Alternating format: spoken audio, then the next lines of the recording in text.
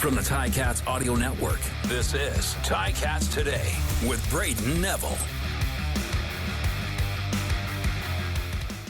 On today's show, we sit down with Kenneth George Jr. to talk about his unique journey through football. Coach O discusses going up against a well-balanced receiving core, and Tim White talks about having Bo Levi Mitchell back on the field. It's Thursday, October 5th, 2023, and you're listening to Ticats Today. Today was the final day of practice for the week, a shorter practice in order to get a little extra film time in as they normally do on these day threes, and they'll have lots of film on the Saskatchewan receiving core because they like to throw the ball a lot, and they have 3 receivers with over 800 yards receiving, making them the only team in the CFL with 3 receivers at 800 plus.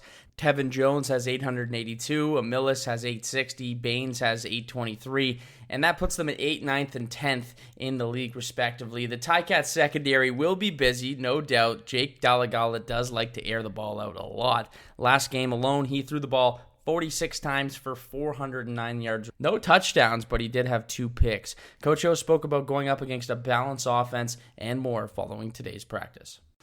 Well, I think if they're going to throw it that many times, somebody's got to be on the receiving end of it, and they've just done a decent job of spreading the ball out. You know, they have weapons.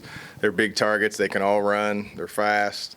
You know, the quarterback's got a great arm. You know, their running back, when called upon, has shown that he can gash you too. So, I think that they've done a great job. You know, we're not looking at records or anything else. We're looking at a team that's, jockeying for a playoff spot, and that they have everything that they need there to win football games. They do a great job on special teams. They're well coached. They're big and strong on defense.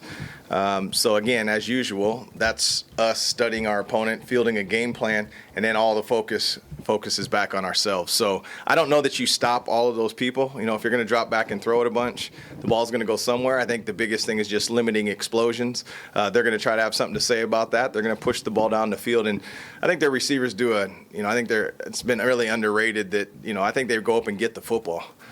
They've proven that when you watch the tape. So we know what they're about. We're more focused on ourselves and what we can do and make sure we keep things in front of us and keep it a good football game.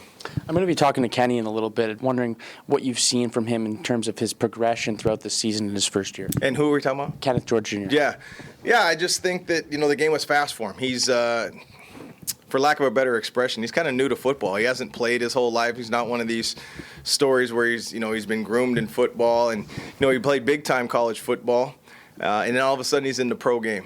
And there were some growing pains there early. And I think because he has thick skin, because he has a short-term memory, you got to start there. Because, there was a bumpy road early on. And I think he's really settled in to the point where he's even, he's went in and played halfback for us. And that's not an easy adjustment. This is a professional football level of play. People are going to test him at both spots. And so you're always looking for consistency there. So all I can say is that he's been hardworking, thick skin, short-term memory. He's been a great teammate. He comes to work. He wants to be great. He does extra. Ultimately, you got to do it on game day. And consistently over the past month or so, he's really done that. That was Coach O. The Ticats offense has some threats at receiver as well, but none more so than Tim White this season, who has been having yet another impressive campaign, sitting at 5th in receiving yards with 1,028 and 4th in receiving touchdowns with 6. He spoke about finishing strong and having Bo Levi Mitchell back on the field. Really just maintaining your focus, really picking it up to another level, actually, and just staying dialed in, understanding what's being called, as far as the offense goes, and just trying to execute at a high level. How's it been having Bo back? Great. You can see the intensity. You can see the experience right away.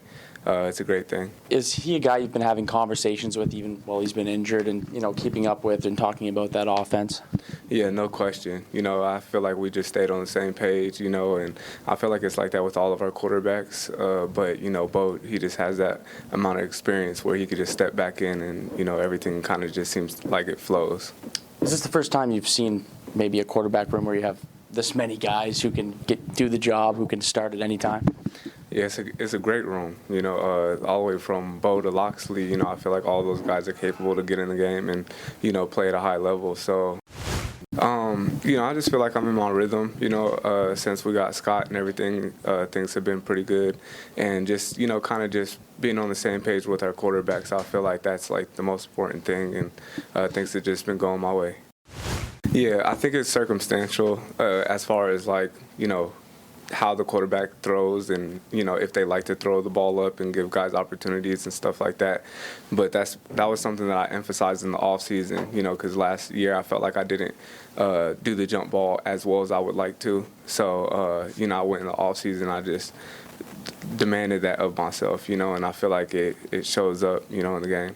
That was Tim White. Kenneth George Jr. has been having a solid first season in the CFL, but when you hear the path he took to get to this spot, it's actually crazy to think about, and the journey that he's been on is absolutely insane. And in his first CFL season, he started every single game, but what most people don't know is that Kenneth didn't start playing football until he was 19 years old when he walked on at a junior college and quickly collected an offer from an SEC superpower in Tennessee. Kenneth sat down with me today to discuss the Ticats season and his unique journey through football.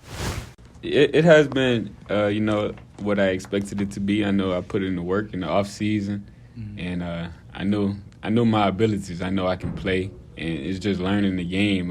It's a different type of football up here as far as rules, but at the end of the day, when the ball is snapped, it's still mano y mano, my will against your will. So each week I can take it week by week. Just prepare the right way. Know my ins and outs of what I have to do, my responsibilities, what can threaten my zone, what can beat my zone. Just taking steps by steps, and I have to give big kudos, good spirits to my coaches because they always put me in the right position. They always make sure I'm good and knowing what I have to do and how to get it done. How do you feel you've progressed throughout this year? I've been, growing, improving. I never want to say I'm this, I'm that. I leave that up to the fans or, the committee of who really, gets the kudos on that. But I feel like I've been growing. Like with my teammates, they always tell me I'm growing, I'm getting better and things like that. But like I always say, man, it comes from the work. I put in the work, man. Like after practice, I'm still putting in work. I'm at home watching film, things like that, just always trying to get better. Because at the end of the day, we got 6 months to give it all I got. And I know I told myself before I came here, I'd give myself 6-7 months and I could change my life and my family's life forever, and that's my focus. Your story is pretty crazy. The fact that you started playing football so late, how late exactly did you start playing football? So my first year at JUCO, I went to Trinity Valley in Texas. I played my first season there in 2017. So how old were you then? 19. Okay. I started playing football at 19. That's great. That's crazy.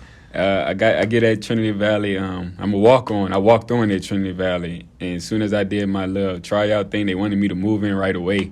But I had to wait until the summer. Enrolled in the summer, played a season, and had 12 offers. I went to Tennessee. And then the rest there was history. I'm still learning, still growing. But like my mom and everybody said, I'm gonna write a book soon. It's just called, be consistent and never give up and always have faith in God. I know I can play. I love the game, and from there, if you got faith in God, what He has planned for you, what He has in store for you, no man can take it away. Starting to play football at 19, what were you doing before that? I was in school. Call myself, you can say I was a little knucklehead. I used to do it. I was childish, I didn't make the best decisions, but, in life you grow. And, I moved out of my parents' house, right at the day after graduation. And I was 18 years old. I moved out of my parents' house. I was smaller in high school, 5'4", 5'5", maybe $150. So I was super small and stuff like that. But after high school, I knew that wasn't the life I wanted. Because, now I can really get in trouble for things. I'm 18 years old now. I'm not listed as a minor. So, I move out. I go to Texas with my brother, and I start lifting weights. And I start meeting players. And, Texas is a big-time school, for a big-time state for college football. Yeah, as big as it gets. In high school football. So I was over there going to try out with them boys, just going to work out with them boys and stuff like that. And they instilled it in my mind, dang, you can really play. You need to go, play. And so that's when I took my talents to Trinity Valley and walked on there, and the rest was history. So did you play football in high school? I was a part of the team but Not I like didn't to play. the extent of what you were playing. Yeah, I didn't play a single down. I barely practiced. I didn't go to practice. My high school coaches actually hated me, you know what I mean? Yeah. Because I was a knucklehead, so it was like, you know what I mean? I didn't care about football or this or that. My mind focus, my focus was on everything else but football at the time. But I mean, like I said, you grow, and I mean, Yeah, you're a young man, and then I know myself, I wasn't the best kid, so, exactly. and then you've really grown into the man that you've become, and now look where you are, you're playing pro football. But it's just insane to me to be 19 years old and to really play your first competitive year of football and then get a scholarship offer from Tennessee, which is a huge, huge school. I mean, what was that 1 year or whatever it was like for you to go from a walk-on and then to be playing for one of the biggest colleges in college football? Yeah, I bring it all down to work. Like I treated that season like this season. You know what I mean? I'm gonna give myself 6 to 7 months, give this game everything I got, and see where it goes from there. I know, you give yourself so much can change in a year, 6 months and stuff like that. You just gotta stay the path, man, and just If you really want something, if you really want to do something, you want to change your family life, like I want to do it, like I want to change my family's life forever. So every day I wake up, man, I think about my fam. I think about, my future, what I want my future to be like. And, I'm this close to changing my family life forever. So, every day I get up, man, even when I was at Tennessee, like every morning I got up, even when you don't feel like doing something, you're like, you got to get out of bed. I got to go to class. I got to do this. So just that transformation from JUCO to Tennessee, it was crazy because, at Trinity Valley, it's the smallest school. Then you go to Tennessee, and it's like, man, you got people everywhere. Like, Vol Nation is crazy. The Vol Walks is crazy. So, that whole experience was crazy, but it's something that I'll never, ever, ever forget in my life, for sure. You've now moved on to this season and playing your first year of pro ball. What was that transition like for you to go from college to playing in the CFL and playing professional football? It was a smooth transition. At Tennessee, obviously, we in the SEC, so I'm playing against all the top-notch guys. Yeah. And so that really, helped me and my coaching staff from Tennessee. Shout out Coach Jeremy Pruitt, Coach Barry Ansley. Them guys built it in me from the day I got on at Tennessee. It's all about competition.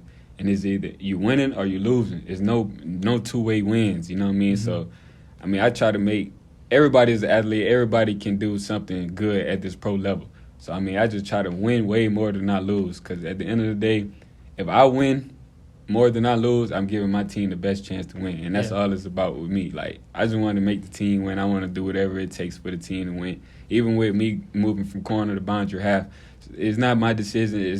I don't care about it anyway. Like, I love to play football. So whatever it is, play football and help my team win, I'm down to do it.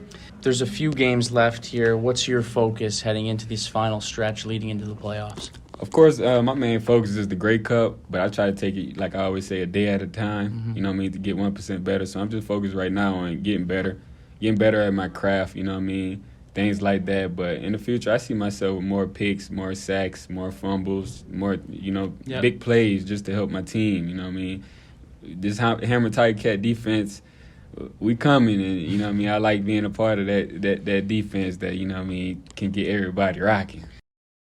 That was Kenneth George Jr., and what a wild journey for him to get to this point in the CFL. So big thanks to him. Big thanks to Coach O and Tim White also for being on the show. Ticats fans, the annual Hamilton Santa Claus Parade will take place in downtown Hamilton in the heart of the 2023 Grey Cup Festival. This year there will be a football twist with the addition of CFL cheer teams, and the Grey Cup trophy will also be in attendance. It's the Hamilton Santa Claus and Grey Cup Parade presented by WeatherTech, and it's happening on Saturday, November 18th. For more information, go to greycupfestival.ca/events. That's all the time for me today. I want to thank you for listening to Ticats Today.